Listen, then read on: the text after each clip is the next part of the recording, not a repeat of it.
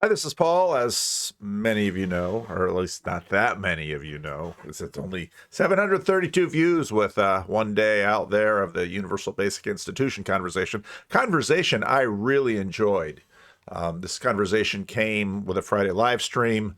Paul Allen came on and just put that name out there. And once he said it, it just grabbed me, and it also grabbed Rod Hare. And so Rod contacted me, said, I want to talk about that. I said, I do too. So let's get Paul on there. And so it took a little while to get the conversation all set. But we made it happen. And I thought it was an outstanding conversation and just really dug up a lot of stuff. And part of the reason Rod's been around pretty much right from the beginning, if you look at, I've got, pictures of early Jordan Peterson meetups here in Sacramento, and Rod would be coming through for one thing or another, and he'd zip up here and he'd come to him. So Rod goes way, way back to the early days of the corner, and he's followed all of this very carefully. But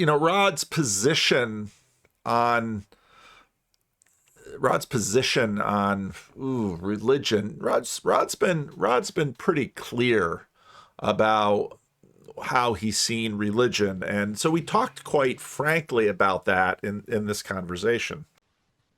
I would like to revisit why I got so excited when you dropped that phrase, Paul. And I often feel like I'm sort of the skunk at the garden party when I show up at these conversations, TLC. It's usually about some religious topic, and I'm, trying to keep up and show interest and be polite. And um, You don't obviously, want to see your fancy church, Paul. I thought it was beautiful.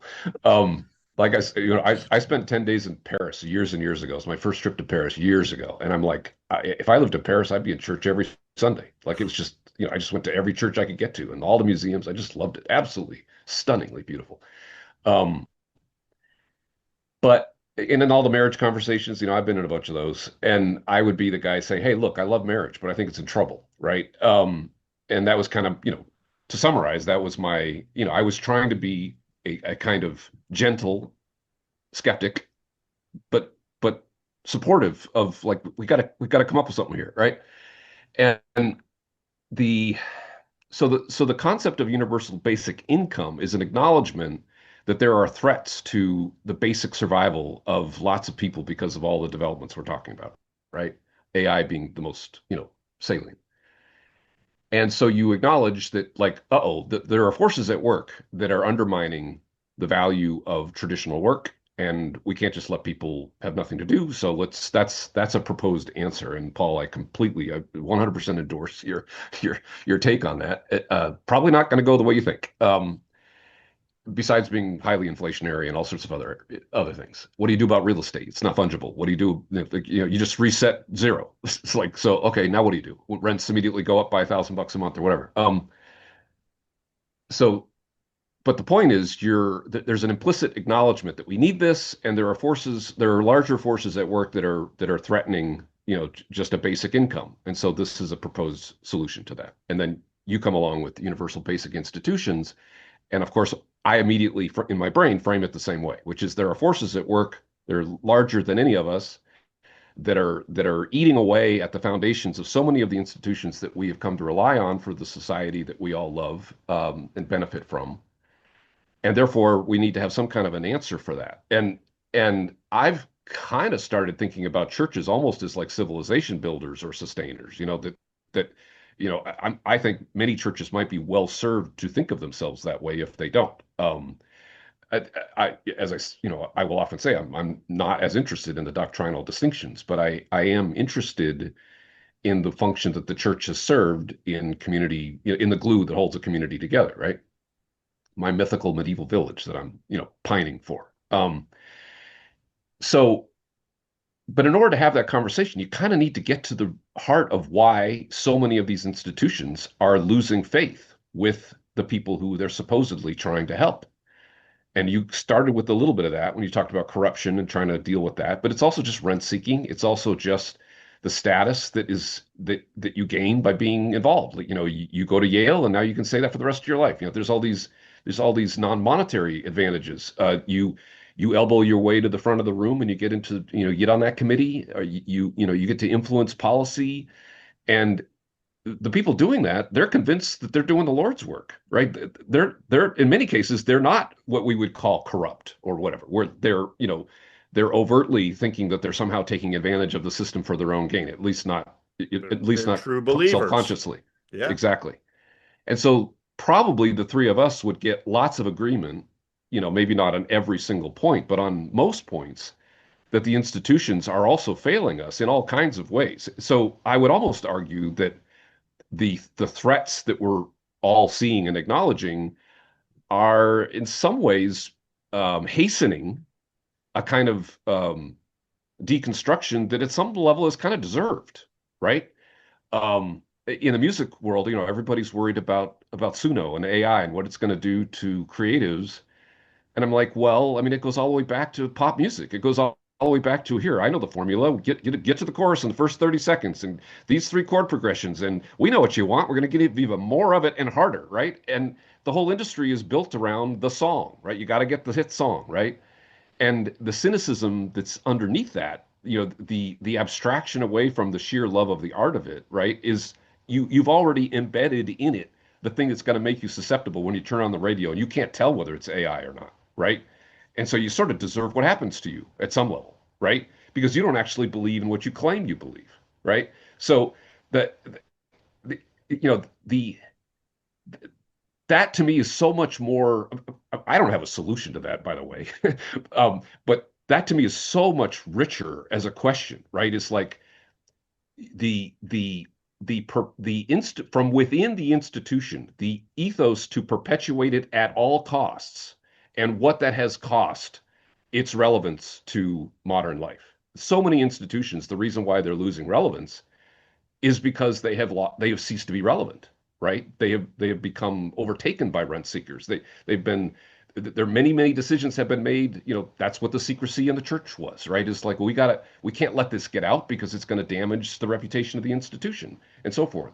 And you pointed to the conversation this morning, Paul, on Luke's stream, uh, also talking about just the ways that institutions are no longer, the technological component to that, right? Where you have options. If you have an unpleasant experience, you just take your business elsewhere, right? Um, so, in a sense, that's such a big conversation that we could be chasing rabbits down trails for the rest of our conversation. But particularly since you both are devout religious men, and I think the church is such a critical um, civilization builder, it seems that at least I need to bring that up, right? Because that's what I was thinking when you said that. It's like, okay, do we agree that there is such a thing as a universal basic institution? Do we agree on that? Um, do we agree that there is at least such a thing, even if we can't point to one that we all agree is one? Say, right? Just do we agree at a conceptual level, right? Because of course that goes back to where I started with you, Paul, which is UPVK, which is that as soon as you said, without individuals and without institutions, I thought, yes, right? Like, and whatever it is I've devoted my life to, how many of them end up as institutions? Well, who knows? Depends on how you're going to use the definition, right? How many of them, live beyond my lifetime, for example, or whatever, right? Or is there a budget amount? If it's over a certain budget, is that now an institution? It depends on how you're going to evaluate that.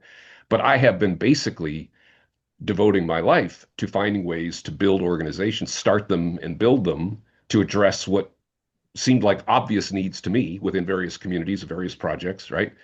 And it's kind of like I got on the marriage conversation. Hey, I love marriage. I think we're in trouble. It's not like I don't love institutions. I actually would challenge Luke on all institutions are inherently demonic. Like, I don't know. Like, I'm not so sure about that, right? I actually have some quibbles with that position. But I do see the critique, right? So anyway, I've said a lot. I'll stop. But I really enjoyed the conversation because we got into a lot of things. And one of the things are, well, what do we mean when we're talking about institutions? And we actually, at the Sunday morning estuary here at Living Stones, one of the people brought it isn't from me. I got it from Oz Guinness. He got it from someone else. Without individuals, nothing changes. Without institutions, nothing lasts. And we talked about institutions as containers, and that's fairly theoretical. It's kind of up there. And at the estuary, I talked about the fact that in many ways we as a culture have been running away from institutions because they failed us. That's how we feel. What do we mean by they failed us? Well, we went into the institution assuming certain outcomes. Now, the purpose of institutions is to give you a better chance at certain outcomes. One of the things that you don't hear it quite as much as you used to, but people used to really like the word professional. Well, I'm looking for a professional. Well, I'm looking for an expert, because the whole premise behind the thing was that you're with an institution, you're going to get a higher level of confidence in a particular outcome. If I ask a dude on the street, hey, I got this thing hurts right here, what do you think it is? You get an answer. But if you go and you find someone with a white coat and your insurance is paying for it, and they've got a plaque on the wall, and they examine you and they run tests and they say, well, you have a this. Well, by virtue of the institution, there's a degree of competence that I'm assuming, and that I'll get an answer out of it, and that the answer will be true. And then, when the person, well, what is the plan of treatment? What is the prognosis? What can I expect? Well, we expect a lot, or at least we expect something, or at least we want a degree of certainty. Alex O'Connor had David Bentley Hart on, and I haven't finished listening to the whole thing. And it's not an easy conversation to listen to. David Bentley Hart is a serious thinker, and you have to follow closely. But my love and respect for Alex O'Connor has grown immensely. I think that young man is really acting well in the space and has grown up nicely into it. And I saw David Bentley Hart, it might have been on Substack or something, and he said, he really enjoyed this conversation, and I can see why. It was a lovely conversation, but they got into these questions of science, and basically David Bentley Hart was, as he's done in a number of his books, pretty much just sort of basically taking apart this sort of reductionist, materialist substance ontology and saying, the world just doesn't work that way. And all of that is a reduction. And, when I talk about a scientific lab leak, that's essentially what David Bentley Hart is saying in much more serious, learned ways, that we've, as a civilization, we've sort of pitched things a certain way for certain reasons to try to understand truth. But I think beneath all of this, for us as living, breathing human beings, and the reason we look at institutions and we create institutions is because we want certain outcomes. And so, for example, in a relationship, why do you make vows within a religious institution, or at least before a legal presence? And why do you invite the family, and why do you get dressed up? I mean, you're hoping that all of this will give you the best shot as possible at achieving a certain outcome. But our fuzziness on that outcome is pretty significant. John Vervaeke talks about combinatorial explosiveness. I look at combinatorial focality. I introduced that in a sermon a number of weeks ago. And it's the fact that we and our attention are all over the place. And with each of those, a big part of the movement in the epistemic landscape, Peterson tried to talk about this with Sam Harris. It's at the core of a lot of John Vervaeke's work. Preconsciously, we are making value judgments that are directing our attention at here rather than there, and leaning us towards this rather than that. And it is a deep part of what it means to be human and navigate this world. And most of these value judgments are pre-conscious, which means that, well, they're pre-conscious. I can't really be responsible for them. But also one of the things that we learn is what, in some ways, what religion is for, and what tradition is for, and what parents are for, and what a culture is for, is that in many ways what we do is that over time we train ourselves so that our pre-conscious attention setting directions are better than average, or we improve them. But again, you have to say, well, what on earth do you mean by improve? This is tremendously difficult because, again, our value judgments are set up pre-consciously. Now we follow them up, and we can be held accountable for certainly our actions, but also how we cultivate and nourish and steward these things. But the self, I mean, I remember what Spencer Clavin said to me. I've heard him say it a number of times, where one of the things that he does is because when you listen to him speak, he was on the channel a while ago, just tremendously eloquent. And he wrote that really beautiful book. And then I told him you can look up Paul Vanderklay, Spencer Clavin, and find a conversation with us. I said, the sad thing about your book is that nowhere near as many people will buy it as buy Jordan Peterson's, We Who Wrestle with God, and your book is much, much better. And he said, well, part of the reason that I read poetry all the time is that I want to learn how to talk. But it's not just learn how to talk, it's learn how to think. And so much of what really is, let's say, religious education is to continue to improve our pickers, our salience landscapers, as Grim Grizz calls them, to continue to improve the pre-conscious attention direction that we do faster than we know we're doing it. And in fact, a lot of the sort of Lockean blank slate epistemological assumptions were based on having no idea. We thought that we just sort of open our eyes and bring in the world as we see it, and the world is as we see it. And of course, in terms of the science, that has all been just completely destroyed. We are making our minds are making decisions before we have time to even consider what decisions they are, to show us certain things. And of course, there's been a lot of wisdom in that for a very long time. When you say something like, you see what you want to see, well, there's very much a lot of truth to that. You also very much see what you don't want to see. But what parts of your consciousness Congress know you need to see. But sometimes we can be, in another old statement, willfully blind. And so you've got all of that going around. And institutions are there in that. And so a lot of what's been happening with institutions has been disappointment, failure, because people's expectations have not been met. The expectations that people have invested in institutions has not followed through. So we were talking about this in our estuary meeting, and I observed the fact that what we have done is tried to avoid institutions. And one of the big areas that this has happened has been, for example, romantic relationships and human pair bonding, where we are cautious around the word spouse.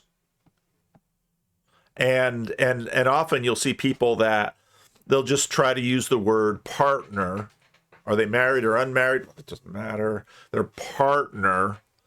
But what you begin to notice is that institutions, these containers, very quickly, unbeknownst to us, take on institutional weight. Well, marriage is so corrupt. We're just going to be partners. And I have a couple of friends, two men who were they had a lobbying firm.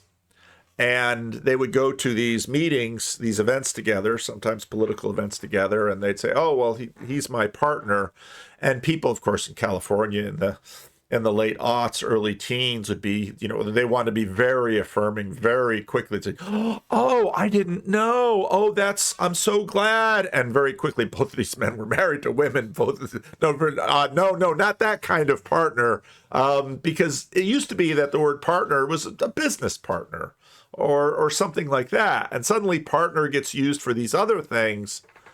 But then very quickly, you can imagine a fight between partners, and one would say, "Well, I don't think that's how a partner should behave towards another partner." Because of course you'd have, let's say, legal firm partners, the valences come in. So these containers get shaped very quickly. And the funny thing about human beings, again, the great AA expression, expectations are preconceived resentments. I don't know if that's in the big book or not. Someone can write that down below, but I learned it from an AA person who said it was an AA saying, but it's so true. And expectations and institutions are so deeply tied that very quickly expectations will create little tiny institutions around all sorts of things. Well, I thought you were a professional. And of course, one of the things we talked about this in our group, one of the things that happened was COVID just sort of destroyed so many institutions, and especially the medical institution. And then, but that process had been underway. Ross Douthat writes a book about his Lyme disease. I've, my sister for years had chronic fatigue, and so you'd watch her. This is back in the 90s. 80s, late 80s, early 90s. She'd go to a doctor. It started out with mono, and then she'd go to the doctor, and the doctor would say this or that, but the doctor didn't know what he was doing. And then so she's going to different doctors, and she's going doctors to like further and further outside of this, and then she's doing that. And many of us have seen people sort of pursue alternative medicine for one thing or another. And so you can see just this, these institutions crumbling. And Rod has another talk in the not that one, in this one, has another talk in here which I thought was really really helpful and outstanding. My politeness gets in my way. Uh, by the way, on the Scott Adams thing, like I texted, on our little signal thing, I texted the other day to you and the group. I said, "This is big. What he's doing right now, he's inviting us to his deathbed. Like that ritualizing death. Like we need updated rituals, and he's experimenting. He's leading the way." And I thought, like, that's very big what he's doing. Um, okay, this is probably the hardest thing that or the harshest thing that I would have to say on the subject, present company considered. And so before I say it, I'm gonna tell a quick little story so you'll understand a little bit of the context. Paul, some of this, PVK, some of this will sound familiar. So I was raised in a fundamentalist, Bible-based home church environment, and very, very strict. Um, no TV in the house, no radio in the house. Like we read the Bible every morning with my dad. Like this is Rigor. serious, right? Yeah. Of course, I hated it. But being the conscientious little kid I was, like I was also all in. Like I hated it, but I just want to be normal. But I also wanted to participate.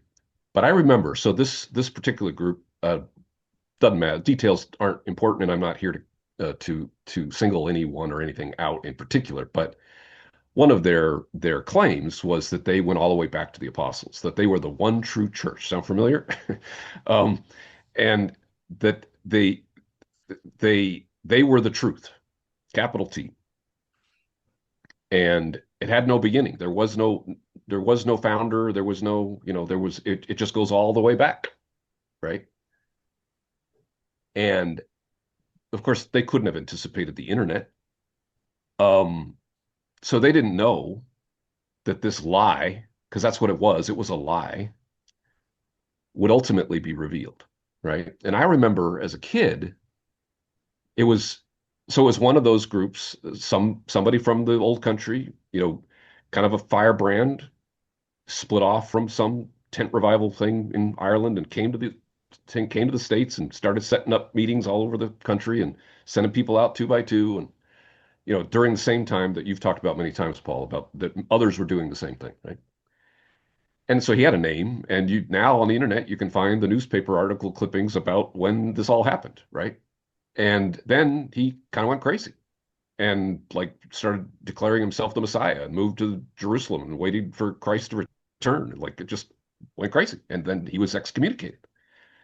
And but his fellow co-founders, some of them were still alive when I was a very small child. So I remember meeting them. They're like in their 90s, like one was over 100 years old, I remember. And so I've physically been in the same space with the guys who knew the truth. So I say that story so you understand a little bit about my formation, right? It's like you lied to me, right? You lied about something kind of important, right? Now, I would argue that that it was replete with lies, but that was one of those like it's a lie. I can use that word. I don't have to say it wasn't true. I don't have to say it was a misunderstanding. I don't have to say it's like, well, it's a matter of faith. Like, no, this was a lie. This was like there were people who knew. Now, I'm sure there were many who did not know. It was like that man's name was just erased from the history of the organization. It's like we just don't. It's like he who must not be named. And if you bring it up now, oh, I see you've been on the internet, right? So that will hopefully help you understand a little bit about my orientation and maybe some of the people out there watching too. But again, my point is not to direct disproportionate critique in that direction because like this is the point I'm about to make, right? The truth ends up really mattering in terms of the health and life and sustainability of an organization. And my belief is that institutions, the real corruption has been to become extremely, let's say, flexible with the truth. And I understand that word, like, it's not as if I claim the truth or anything like that. It's just we know when we see that we have been deceived, right? Or misguided or misled, or right? And so my take on the last 500 years is little by little, the explanatory power of particularly the religious institutions, has been degraded by better explanations, right? And so instead of, many organizations have been like, well, we got to update our priors now because we have this new information. We know a lot more about the universe that we occupy and so forth, right? Many organizations have sort of plugged their ears and said like not listening, right? But just so I don't reserve my criticism for religious institutions, we also had the president of Harvard, testify to Congress that she couldn't she couldn't tell you what a woman was or whatever, right? Like so and the Or reason why fudged that her was so footnotes. also, right? The reason why that was so catastrophic is because the rest of us are watching. It's like you're embarrassing yourself right now. Yet within that cloistered environment, that hermetically sealed self-referential echo chamber, they had completely lost the plot in terms of an actual commitment to the truth, right? Of course, I could go on.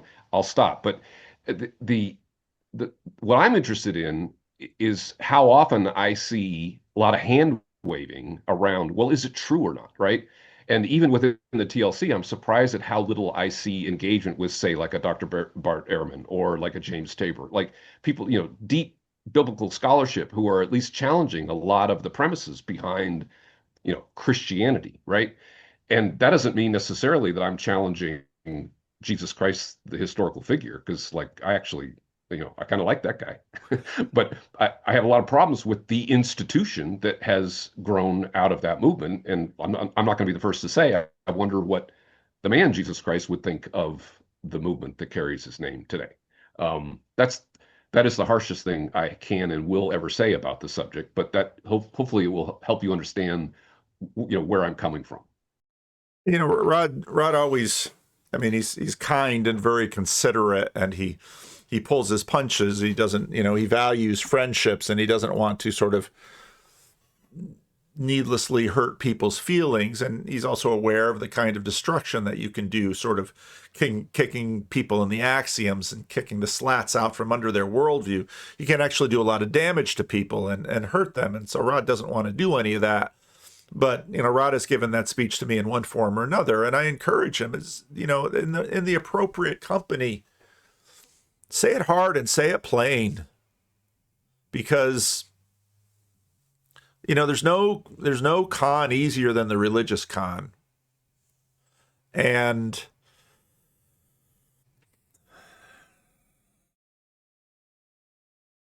part of the difficulty about being a pastor is that, on one hand,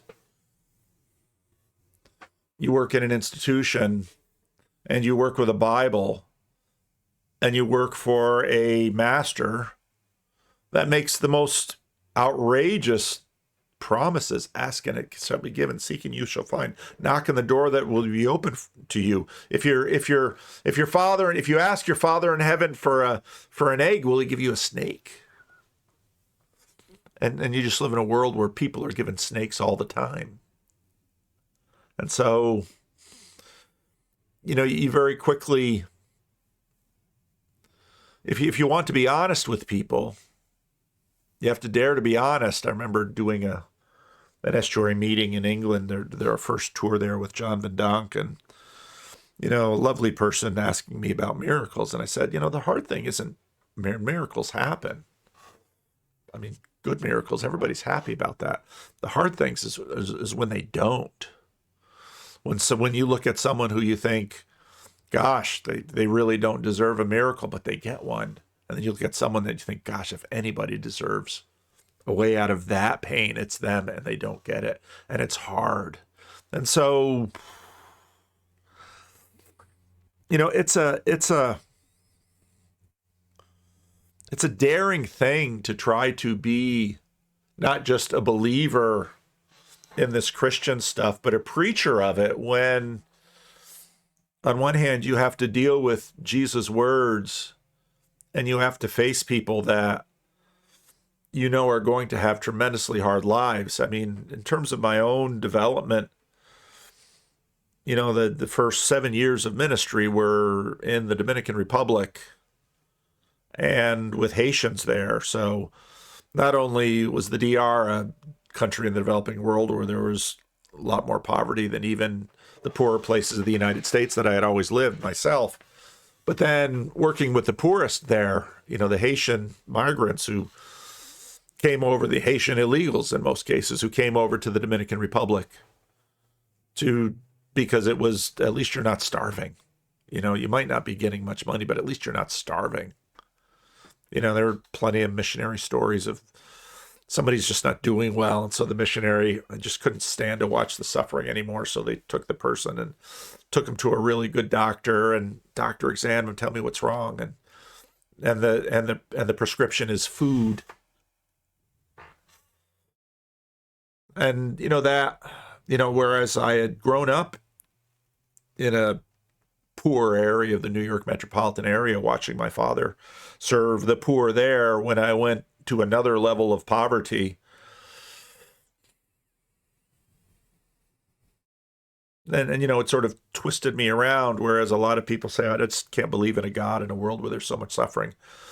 It sort of twisted me upside down, where I would say, well, I just can't live in a world where there's so much suffering and not believe in a God who sees, knows, and rescues, and will somehow, some way redeem.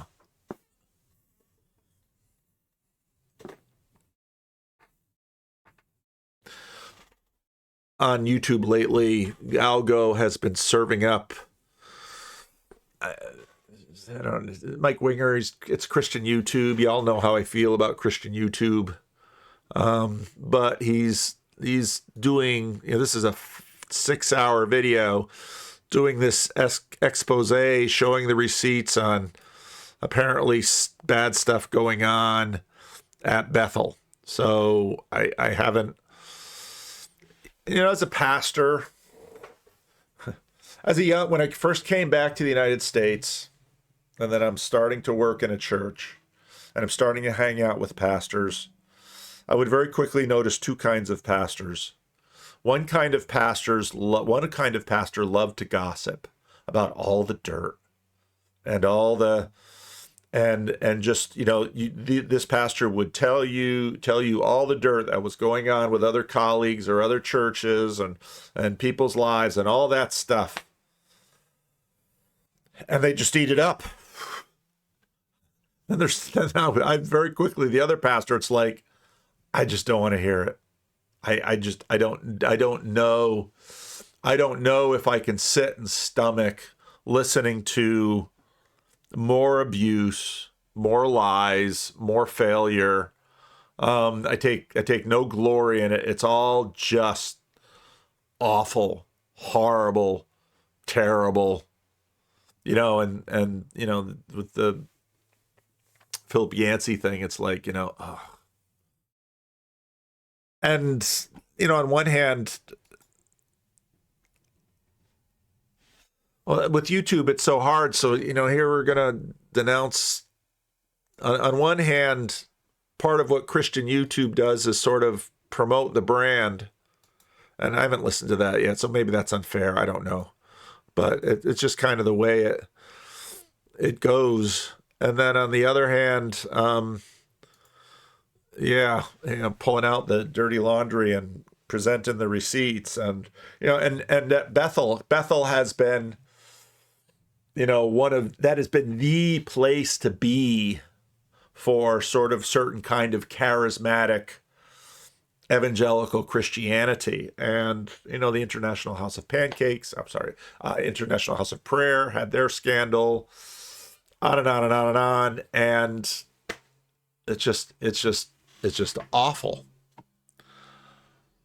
So one of the things that I wanted to do a little bit in this video is do a little bit of reading of Paul Allen's piece. And some people asked if it's okay with you for me to make a Google Doc of this and put a link below, I'll do that. Or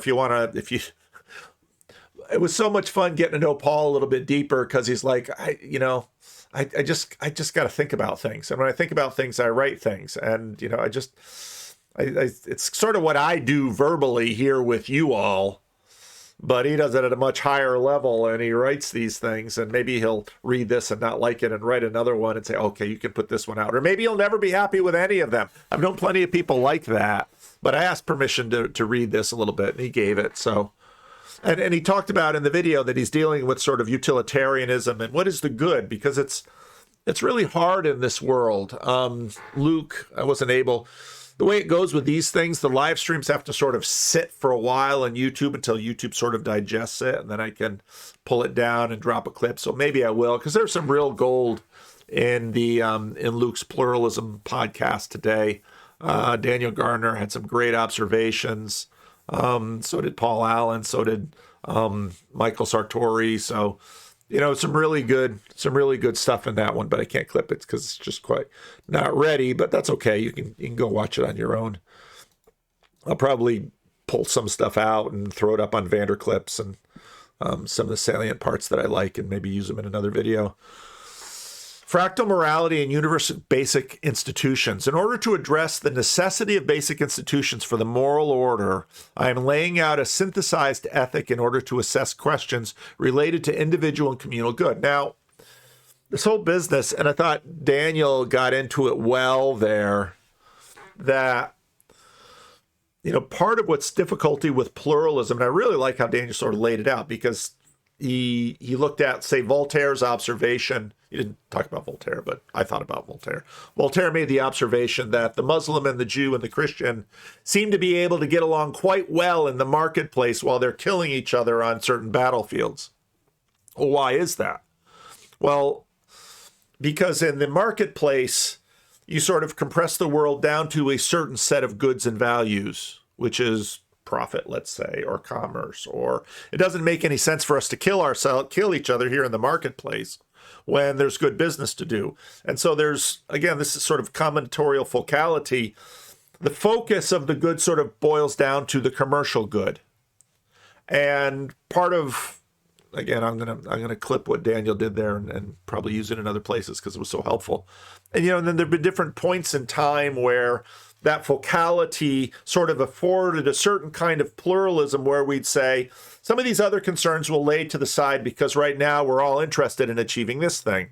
And that's really important, and we do it in different ways. And I think even though we get all of this chatter about, oh, civil war and America's going to break down and blah, blah, blah, blah, blah, part of the deal is that America is just so huge and there's so many interests at play that, Minnesota can sort of battle things out, and at a certain level on social media, everybody just gets all hot and bothered, but, the planes still fly.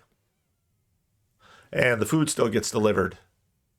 And some people everything should stop because of X, Y, and Z. And just about everybody else is like, yeah, everything stopping would be, we played with that in COVID and it wasn't good. And, everything should stop because of justice or the poor or something. But you know what very quickly happens when everything stops? It's that the poor suffer worse than everyone else. So be a little careful about your plan to save the poor, because in almost every search, in many situations, a lot of, the most utopian do-gooding experiments actually wind up harming the people they ostensibly set out to help the most. It's a very difficult thing to actually accomplish anything good in the world.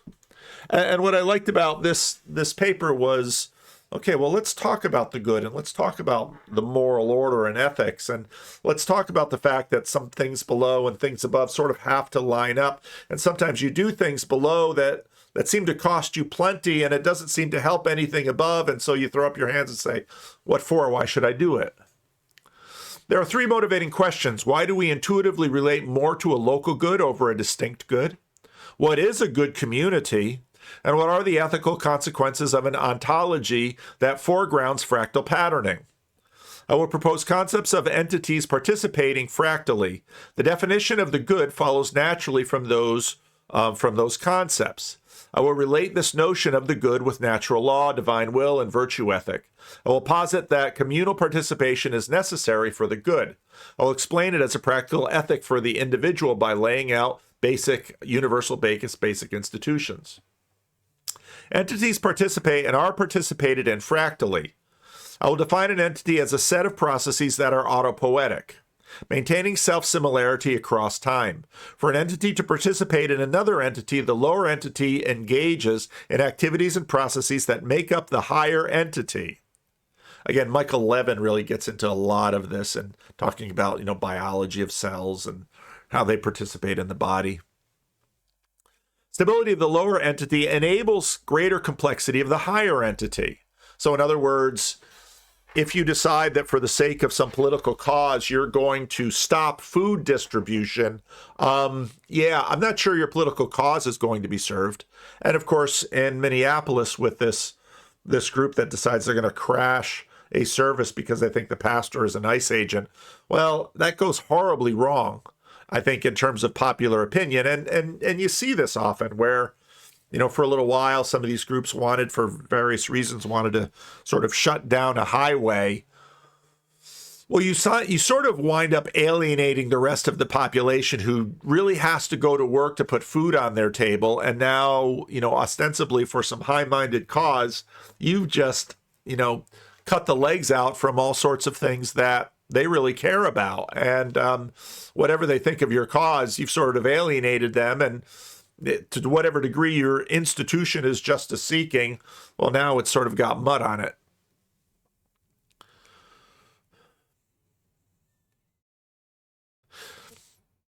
This is stability of the lower entity enables greater complexity in the higher entities. This is fractal because one finds stable autopoietic entities that participate in higher entities at many levels, arguably from subatomic particles to chemistry to biology to society to spirituality.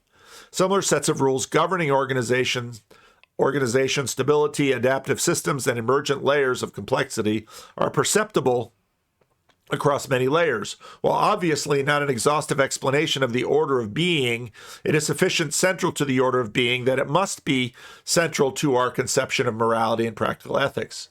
For example, if you're good at relating to people, chances are good your marriage will be better. and a marriage, because there's two people involved, and because it's such a broad, in-depth, long-standing institution, it's actually a difficult institution for many people to pull off happily. And again, even when you introduce the word happily, it's like, well, what is a happy marriage? Well, you can kind of know it when you see it. Is it always happy? Has it always been happy? Will it always be happy? Is happiness the thing you should strive for? I mean, this stuff gets complex really, really fast. The lower entity in participating in the higher entity aligns with the will of the higher entity. In other words, my digestive system keeps going, and it doesn't say, well, your digestive system, if it's not operating well, might send you to the bathroom. But like, for example, today I had to cross the river to go and have a ministerial meeting, and then I had to visit a member of our church that's in a memory care unit and in a home, and then get back. And the cells of my body didn't wake up and say, well, the kidney really requests that you spend a lot more time in Costco today rather than over at that meeting or visiting that woman. And it's like the kidney doesn't get a say in where I decide to go. The kidney is along for the ride, and I expect the kidney to continue to function as a kidney. And hopefully the kidney won't stop functioning, because if the kidney stopped functioning, well, then the whole body could cease. And part of the reason that you get things like law enforcement and laws to say, well, you're allowed here you probably don't know this, but in a place like Sacramento, which is the capital of California, we have demonstrations every day, pretty much every day. If you go up to the Capitol at certain times of day, right there in this big space in front of the Capitol, you can find a group, and they have signs, and they are passionate about something, and they are promoting they're exercising their free speech. They are making speeches. They are advocating something, and nobody pays any attention to it, because we know that it happens every day at the Capitol. And now you might be walking by, or you might have to work in the Capitol, and so you might just kind of look out there, but you just understand that that's appropriate. And then the law says you can do that there, and get your permit and state your cause and make your case, and go for it. But you can't do it in I-5. Because, if you do it in I-5, it's just, again, sort of like the aorta saying, well, we're going to block the aorta today until Paul Vanderklay spends more money at Costco. If you block the aorta, it won't matter how much money I spend at Costco, because you'll be putting me in a box in the ground. But it could be that, well, let's say the esophagus is acting up and says, well, I'm gonna hold the food right here until Paul goes to see a particular movie or goes to church, more or less. And it's like, well, that'd cost me a little bit of discomfort, but I could probably stop eating for a number of days, and as long as I get sufficient fluids in, I'll probably be all right. So there's all these levels to this. The cells are the organism to the extent that they are rightly ordered in the matter as to produce the will and the function of the organism. Just the cell participates in tissues, which participate in organs, which participate in organisms. There are multiple thin layers of participation above individual humans. The participation is differentiated and complementary. Not all cells participate in the same manner, but together they sustain the tissue. This is almost an argument from the Apostle Paul about the body. The large corporation is a body made up of layers of divisions and teams. Entities regularly participate in multiple hierarchies in different manner. Participation is bidirectional. The body provides structure, purpose, and access to the resources of the members, and the members participate in the body's processes. So in other words, if I'm not eating and my cells are starting to starve, they, send signals up there of hunger. And it's like, I don't care if you got to go to meetings and stuff. You'd better drink something, or you'd better eat something, or we're no longer going to go along for the ride. And spending time and energy where you go and what you do. And the truth is, it's not only sort of in a moment with us, it also goes in time. I mean, if you don't exercise and take care of yourself, you can go 20, 30, 40, 50 years and your body won't give you any trouble. But then you start getting in your 50s and 60s and 70s and the body's like, not so fast. It's about time you give us some attention, and we're going to make you pay. And it does.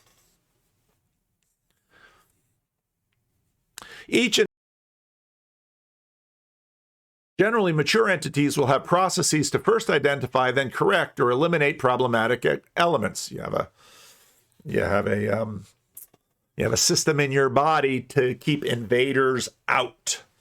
And, of course, we learned all about that during COVID.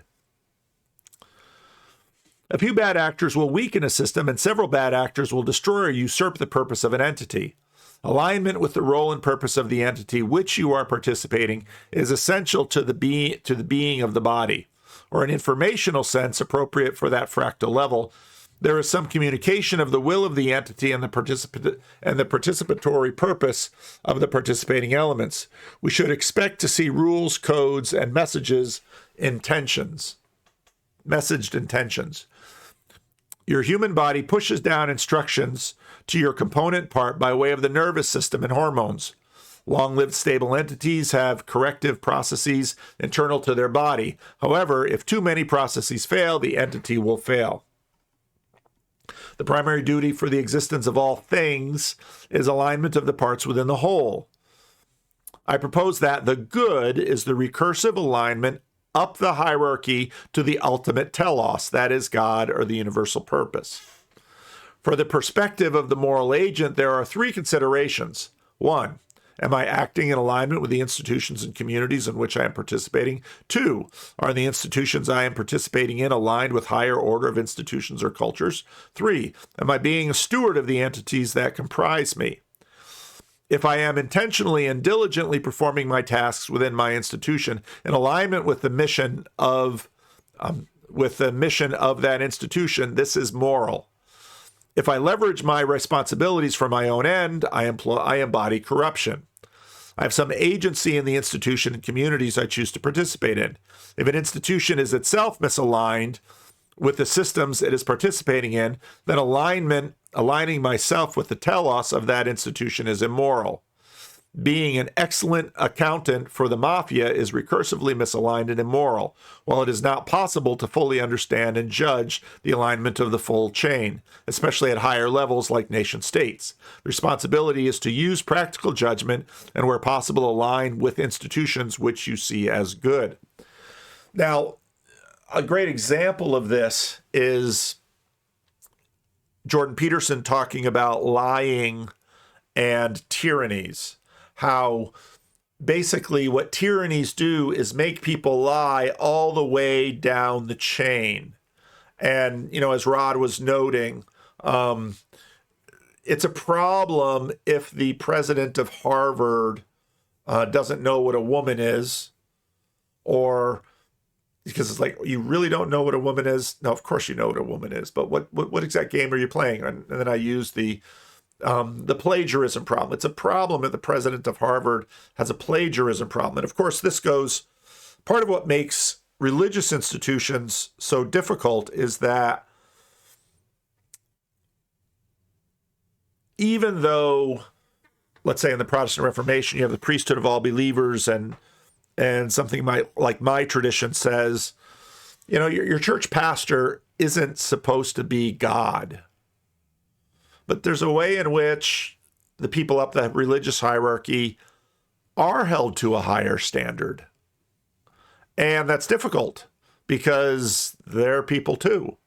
And so the entire formation of the thing that they're participating in requires that, hopefully, especially if you have a very visible hierarchy, like let's say the papacy, that the papacy is sort of the pinnacle of everything that you've been running. And, you can look at medieval popes. Corruption is a real problem because it begins to cast doubt on the entire edifice. And so, for example, the the pedophile priest problems were in that way sort of really difficult for Roman Catholics because of their own system of what the church is versus Protestants. There's a little bit more arm's length in there. And you watch this stuff happening. A typical person's direct participation are in family, work, worship, community, and neighborhood. A functioning neighborhood has neighbors that watch out for each other and generally care for common spaces.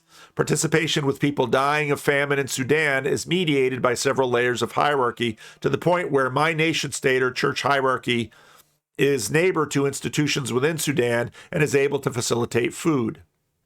If my participations are well aligned, resources from my broader bounty will be shared with the people of Sudan.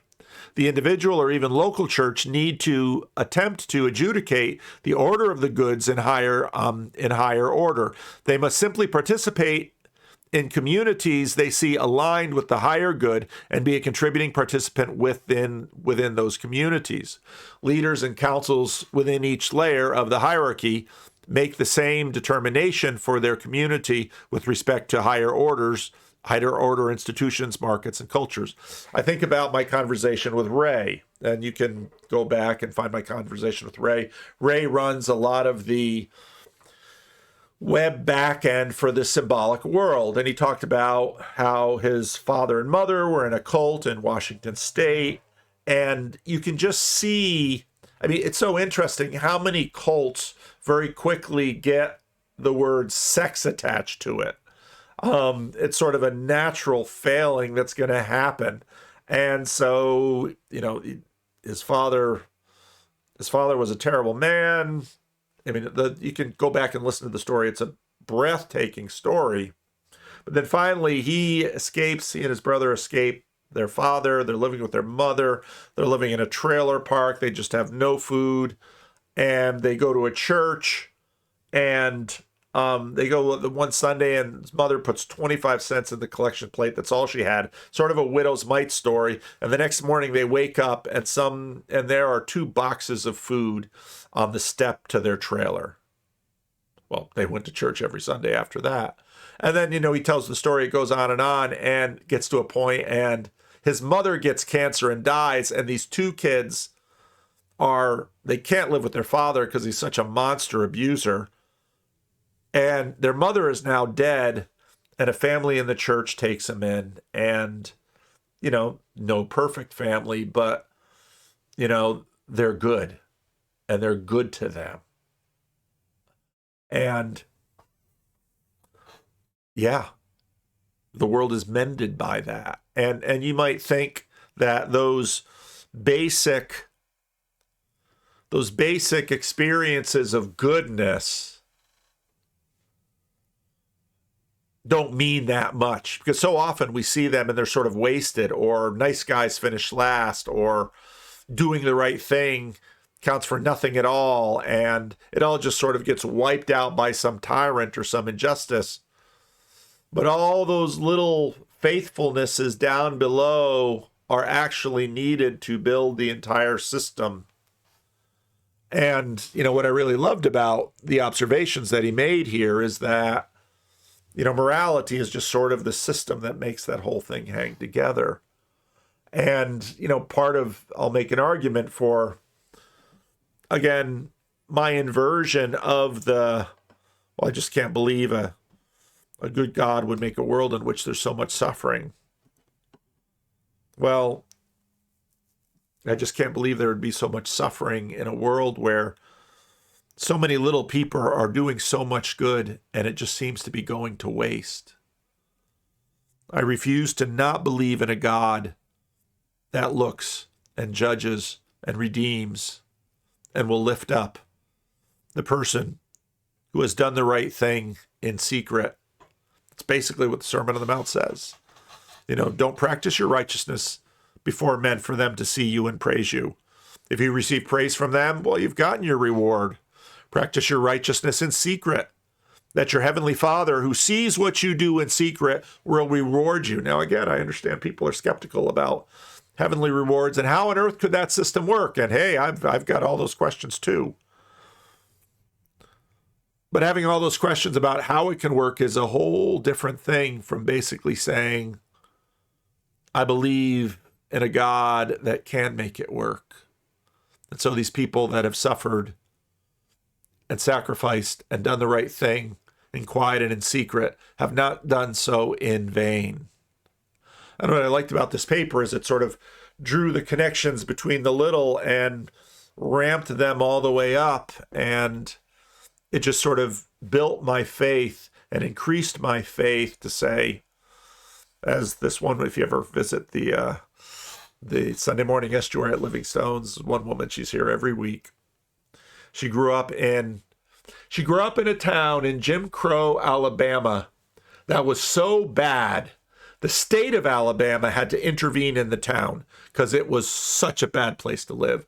And that's where she grew up in, as an African-American woman on the bottom of the hierarchy. And when she tells stories about growing up, they're not stories of, oh, it was terrible, it was horrible. No, she knows all those things. It was stories of a faithful father and a faithful mother with 9 children who they didn't have much. I remember when Christmas came around this year, she said, oh, we didn't get Christmas presents. We always looked forward to Christmas because there was just better food. And, they'd go to different houses in the community and get the better food. And, it was a tremendously unjust system, but they had joy and they had happiness partly because they had community and they had each other. It's one of the things that I'd see in the Dominican Republic that, boy, you can suffer a lot of injustice and a lot of hardship if you have community. If you have people in it together with you, you can endure a lot. And to believe that there is a God who sees and there is a God who knows and there is a God who can somehow redeem and restore the balances. Yeah, that's what I'm here for. And, Scott Adams is sort of like, well, if I wake up and then I'll pretty much know if I was right or wrong with his little Pascal's wager. To me, it's like, well, I fully expect to wake up to a God who makes all things new. And I fully expect to see people who had a bad deal in this world get a better one in the world to come. If I don't see that, well, there's not a lot I'll be able to do, I imagine. But that's what I'm putting my wager on. Anyway, I've got to land the plane here. Leave a comment. Tell me what you think. Still I have it. There are moments I conveniently forget that I'm a 40-year-old man. The last vestiges of a ghost long dead. The ghost with a Messiah complex. A Messiah too lazy to rise or ascend. Happily hurt and hard. A hanger-on or haunting of a time past. A heroic dream of the harrowing of hell. Failure to launch. Cling to a life vest. Treading in spells that linger and last. Mom and Dad, righteous and mad, daydreamers with ghosts of their own. My memory of them stoic, looking with aims to pretend. Always on the brink of somewhere. Each a child dancing on the fence. On down the river. Dreamt in the sunshine.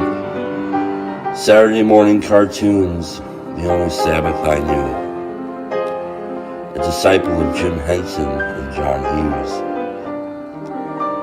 Worship in cathedrals where the Toys R Us. Baptized in ball pits. A clown served the sacrament we eat. More Pepsi and Pizza Hut. Say please. Say cheese. Between Kurt Cobain, a scrambled cable screen, towers tumbling, Super Bowls, and reality TV, The ghost is constitutionally unwilling and intrinsically unable to see and be seen, searching madly for attention to seek. But you could be anything. Never say never. If you've got nothing nice to say, don't say nothing, ever. Don't talk to strangers. See what I say, just do it. You don't listen very well, do you? You don't do very well, do you? You're not looking too good, are you? Keep up. Appearances aren't what they seem. Will you ever grow up? You look like you're stuck. I think you took too much. Echoes the ghost within the host, who prays the dead bury their dead and stay buried in a fading dream.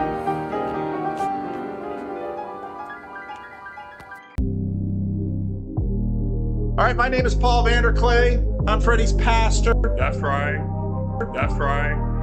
That's right. I want to introduce Freddy Schuler III.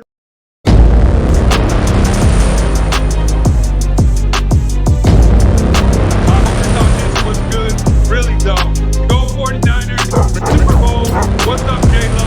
What's up, T Grizzly? Doing it really big up in this. Hey, doing it really big up in this. Doing it really big up in this. Hey, one love. One love. I want to introduce Freddy Schuler III. Here we go. I love Jesus Christ every way. I love to pray to him because he's A-OK. Number one, head honcho, like a poncho. But when I'm stepping up to the industry, all the ladies know me. By the way I walk, by the way I talk, I pop my collar, make that bottom dollar, make you holler and scream. For Freddy D, that guy, he Freddy. I love Jesus, I love Jesus. He loves Jesus Christ. Who's that guy? He Freddy. He loves Jesus, that guy. He Freddy. I love Jesus Christ every way. I love Jesus. I love Jesus. I love Jesus Christ every way. By the way I walk, I love Jesus. By the way I talk, I love Jesus. One love to the brothers on 3rd Street, but they gotta open up the book and pray, cause you know I'm gonna make your day. Every time, every way, when I'm on a mic, like to play, stepping hard to the top, never gonna stop pulling that hip hop, rockin' non-stop, people living and giving, staying on top of their life that they're living. I'm Freddy B, and I'm down for the showbiz. All right, peace out, okay? One love.